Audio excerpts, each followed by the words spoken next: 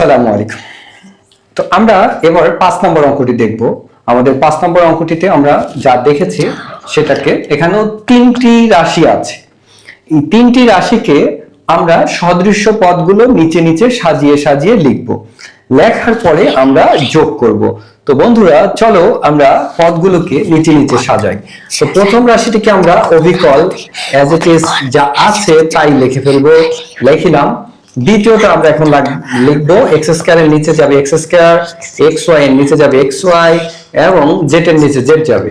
3 নম্বর রাশিটিতে যাব 2x square plus 7xy minus 2z। আমরা তিনটা রাশি থেকে সদৃশ্য পদগুলোকে নিচে নিচে বসানোর পরে এবার আমাদের যোগে যাব।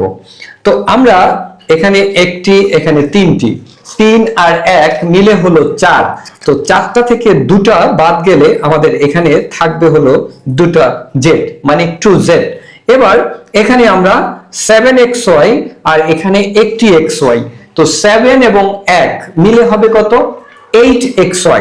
এই 8xy থেকে আমাদের 2xy মাইনাস হলে প্লাস এর 6xy এখানে থাকবে।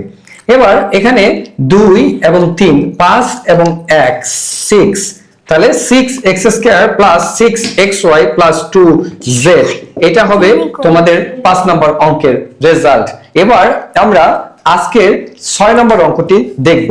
তোমরা যারা এই চ্যাপ্টারের সবগুলো অঙ্ক দেখতে চাও তারা অবশ্যই চ্যানেলটিকে সাবস্ক্রাইব করবে। পার্ট 1 এর আগে দেখে নিবে, সেখানে 1 থেকে 3 নাম্বার অঙ্ক আছে। এবার পার্ট 2 4 থেকে 6 পর্যন্ত, পার্ট 3 তে থাকবে 7 থেকে 10 পর্যন্ত। সো সবাই সাথে থাকবে, চ্যানেলটিকে সাবস্ক্রাইব করবে। চলো।